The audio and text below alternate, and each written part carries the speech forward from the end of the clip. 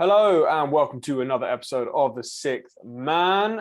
We've got Salt Bray, myself, joined by House Lasku, and the sixth man himself, the Asian Adam Silver. And as we have about a month left in the regular season, I wanted to take a look forward to the playoffs. All of the seeding in both the East and the West is up and down, like you wouldn't believe. Who knows how it's going to shake out at the end? So I want to hear from everyone. What is the matchup that you want to see in the playoffs? What two teams do you want to see go out for 7 games? Alex, let's go to you first. I tell you what, I don't want to see. Nah, I'm not gonna say. I'm not gonna say it because it might be somebody's answer. But there is a matchup I definitely don't want to see. The clue is last Thursday. The matchup I want to see, Bray. It's not the most popular one, and I feel like a lot of these options that we're going to talk about may come further down the line. But I'm looking at a first round series that would be new, would be exciting, and would also prove me wrong. And I'm looking at the Memphis Grizzlies versus the Minnesota Timberwolves. The Grizzlies are currently in the second spot, and the Timberwolves are in, I believe they're in the, they're in the 7th spot. So right now they would have to be in the play-in to play each other. I listened to Pat Bev's podcast with JJ Redick, and he talked about trying to get up to the 6th seed, which would be a massive accomplishment. But I would love this because I think for me, in terms of playoffs, it'd be great to see how these players play with an increased workload, with the added pressure. And on both sides, you've got so many interesting storylines. You've got the Timberwolves, you've got vets like Pat Beverly who have been there before and are really trying to guide that team in terms of they have limited experience, right? And then you've got Karl Anthony Towns. He's trying to prove himself. You know, he's known as a hard worker. He had a really tough season this year, and they're starting to turn things around. Then you've got people like D'Angelo Russell. He played in the playoffs before for Brooklyn when he had that really good season. I think that was against Philly, and that series was pretty close for a first round. A couple of shots going back and forth. Series might be extended, and then you've got Anthony Edwards, who loves the big moment. He loves the big time. There's the Timberwolves, and then you've got Grizzlies. They're a higher seed. They've got home court advantage. I think they've got a really good fan base and a good arena to get behind their team. And I think if they're able to have as many home series advantages as possible, then I think they can go far. A lot of people with a point to prove. Desmond Bane, he's in contention for most improved player as Ja Morant. Can he excel to the performance? Jaren Jackson Jr. potential in the playoffs. This is a guy who could completely explode, and they also have the deepest team in the league. Fun, young, exciting matchup that I would love to see battle it out. You know, I don't know how far it would go, but I think it'd be great for the league. Yeah, no, I agree. And then, like, to your point at the end, it's how far would it go for me? I do like this Timberwolves team. I've previously not had some very nice things to say about them, but they're young, they're frisky. But this Grizzlies team is a beast. Like, I don't know how far they're going. I would hope that they could at least get one. I wouldn't like to see them see the Timberwolves get swept out of the playoffs in their first time back in a few years. But yeah, it'd be really tough. I wouldn't want to. That's okay. I don't think anybody expected them to be there. You know, no, I didn't expect them to be there. And that's you know, true. if they make that 6th seed, that's incredible.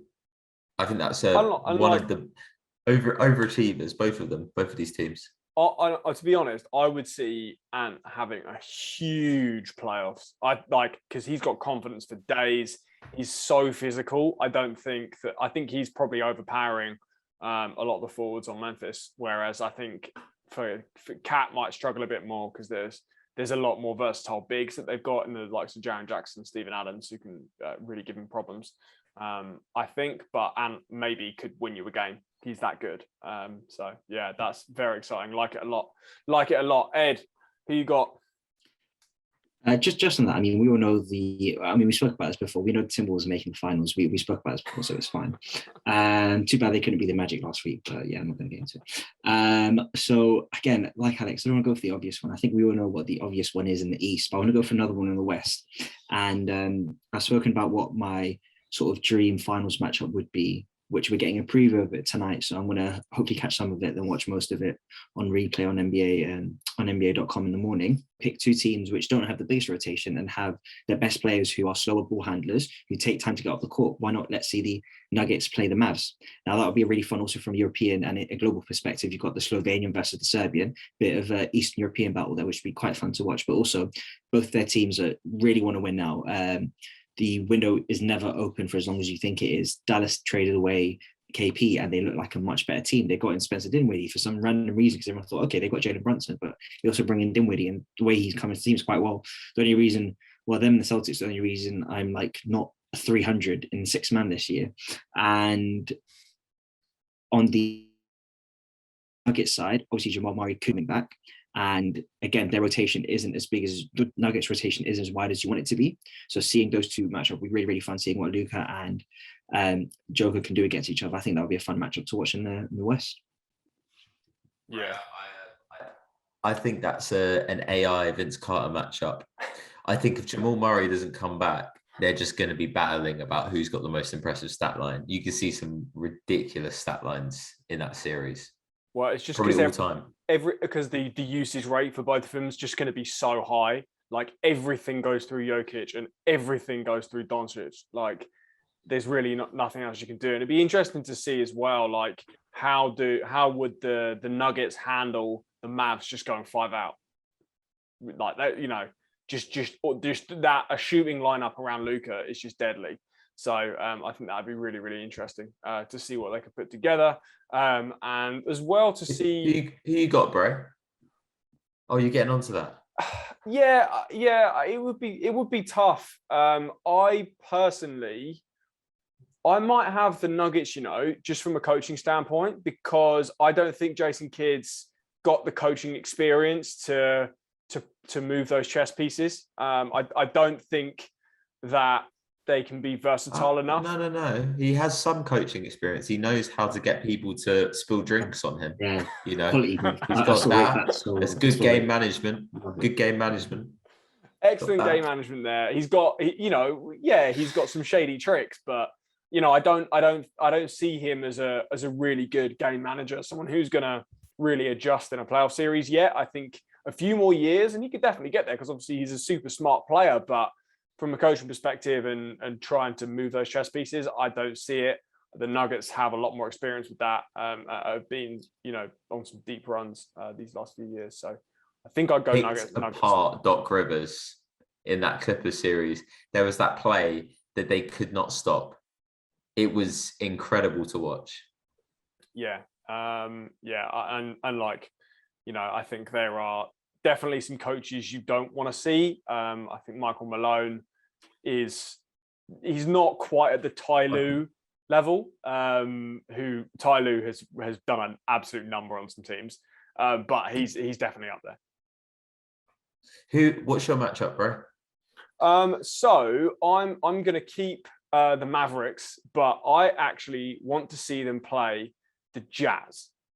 And the reason is because last year, the Clippers absolutely picked apart the Jazz without Kawhi Leonard because they just went ridiculously small and pretty much played Rudy Gobert off the floor.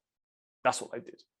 And I want to see Luka Doncic dismantle that team just to shake them up, because I think they're a potentially quite a boring team that kind of always finish quite high. And I basically just want to put in a fox amongst the chickens.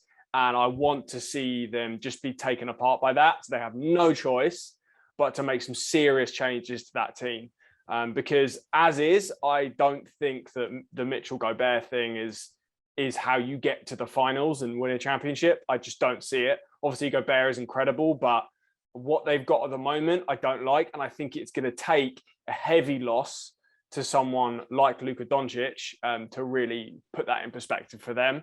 I saw rumors the other day, like the Knicks openly are coveting Donovan Mitchell and things like that. Like that would be super awesome as a subplot to come out of that if it did happen that way. That's the one I thought, oh, that would be a super fun subplot, which is, we don't talk about the Jazz a lot because, as I mentioned, they're not the most exciting team in the league. Right, last question from me. Oh, go on, Ed. No, yeah, go. I was going to say, well, if the Mavs are going to do that to the Jazz, and you can't mention Luka, who is the role player on the Mavs that is going to do a Terrence Mann and just completely explode? I think because that's essentially what happened in that game 6, right? I mean, he got exposed, but Terrence Mann was like off the chart. He was basically having an out of body experience. Yeah, for sure. I agree. And the shooting was on point. I think the Mavs have got the ability to be super streaky. I think because the matchup gets kind of twisted. I'd say it's probably Brunson. Has to be the guy because Dinwiddie's not a good enough shooter. I was going to say, so I saw a lot of discussions about, I was listening to a podcast and they spoke about the whole Mitchell Gobert thing. The thing is that they would want to keep Mitchell, but then if you're going to trade Gobert, you're not going to get as much as you want back for him. And no one's going to give up that much for Gobert. He's more important to the Jazz than anyone else. So that's the interesting thing. Like, how do you come across it? Like, what'd you do? Yeah, it's such a tough one. But I think if someone like the Knicks would throw the kitchen sink for Mitchell, especially because he's under contract for so long. It means you do have to put together a real package. It can't be something fake because the guy's got 1 year left and he might leave. Like Mitchell would be under contract, which I think could be huge when you're talking about trade discussions there. That's obviously, this stuff has to happen. It would be interesting to see if Mitchell could easily go off and win a series. Gobert could prove everyone wrong, start moving his feet a bit quick, and not make that kind of offensive strategy moot. Who knows? But I think it's more about the chess pieces there for me. I kind of mentioned it with your one, Ed, as well. Looking at Denver versus the Mavs, I think there are just so many things the teams can do matchup wise. It makes it so much more interesting when you're playing a 7-game series versus the off game in the regular season. But I'm really looking forward to the playoffs. I cannot wait. It's going to be great.